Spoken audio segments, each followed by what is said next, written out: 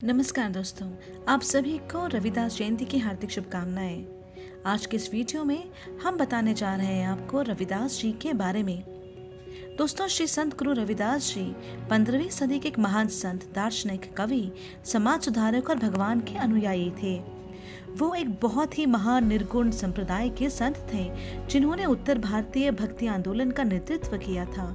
उन्होंने कई भक्ति और सामाजिक संदेशों को अपने लेखन के माध्यम से अपने भक्तों, अनुयायियों, समुदाय और समाज के लोगों के लिए ईश्वर के प्रति प्रेम भाव को दर्शाया। दोस्तों, संत रविदास जी लोगों के लिए मसीहा के रूप में एक व्यक्ति थे जिन्हें लोग पूजते थे। उनके जन्म महोत्सव के दिन लोग महान धार्मिक गीतों, दोहों और पदों को रात दिन आज भी सुनते हैं। रविदास जी का जन्म एक दलित परिवार में वाराणसी, उत्तर प्रदेश में हुआ था। उनकी माता का नाम माता कलसा देवी जी था और उनके पिता का नाम संतोख दास जी था।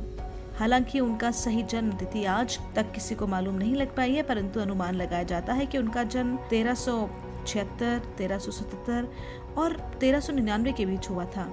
उनके पिता राजा नगर मल के राज्य में सरपंच थे और उनके खुद का जूता बनाने और ठीक करने का व्यापार भी था। रविदास जी बहुत ही निडर थे और बचपन से ही भगवान के प्रति भक्ति उनके हृदय में थी। उनको बहुत सारे उच्च जातियों द्वारा बनाए गए नियमों और मुश्किलों का सामना भी करना पड़ा था, जिसका जिक्र उन्होंने अपने लेखों में किया है।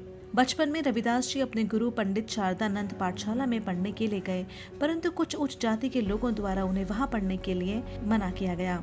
परंतु उनके विचारों को देख पंडित शारदानंद को भी यह एहसास हुआ कि रविदास जी बहुत ही प्रतिभाशाली हैं और उन्होंने रविदास जी को पाठशाला में दाखिला दे दिया और उन्हें पढ़ाने लगे। रविदास जी बहुत ही अच्छे और बुद्धिमान बच्चे थे और पंडित शारदानंद से शिक्षा प्राप्त करने के साथ वो एक महान समाज सुधारक बने। पाठशाला में पढ़ाई करते हुए पंडित शारदानंद जी का पुत्र उनका मित्र बन गया। एक दिन दोनों छुपन छुपाई खेल रहे थे। खेल में दोनों एक एक बार जीत चुके थे। शाम हो जाने के कारण दोनों ने अगले दिन फिर खेलने का मन बनाया। अगले दिन पंडित शारदानंद का पुत्र खेलने नहीं आया। जब बहुत देर तक वह नहीं आया तो रविदास जी उनके घर गए। जब वे घर पहुंचे तो उन्हें पता चला कि उनके मित्र की मृत्यु हो गई है। सभी लोग उनके मित्र की लाश के चारों ओर बैठकर रो रहे थे। तभी रविदास जी पंडित शारदानंद जी के पुत्र के शरीर के पास जाकर बोले, अभी सोने का समय नहीं है, चलो छुपन छुपाई खेलें। यह शब्द सुनते ही वह जीवित हो गया। गुरु रविदास जी को भगवान से मिली शक्तियों के कारण उनके शब्दों से वह बच्चा जीवित हो गया। सब कोई यह देखकर अचंभे में पड़ गए।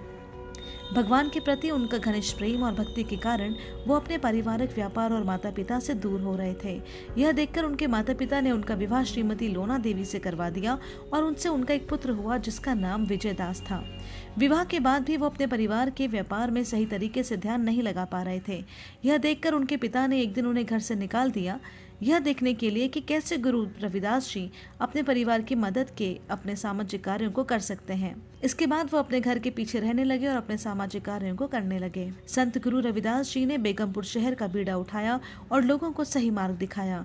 बेगमपुर शहर को उन्होंने एक आदर्श शहर के रूप में अपने दोहों में बताते हुए एक बिना मुश्किलों का, बिना डर का, बिना किसी जाति भेदभाव और गरीबी वाला शहर बताया है और एक ऐसी जगह कहा है जहाँ ना कोई कर देता है, ना कोई चिंता और ना ही कोई दहशत है।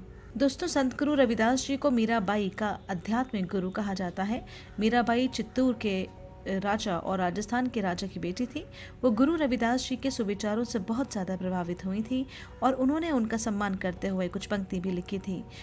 गुरु मिल्या रविदास जी दीनी ज्ञान की गुटकी, चोट लगी निज नाम हरि की महारे हिवरे खिटकी। उनके पद, भक्ति, संगीत और अन्य लिखे हुए 41 छंद सिख शास्त्रों में लिखा गया है।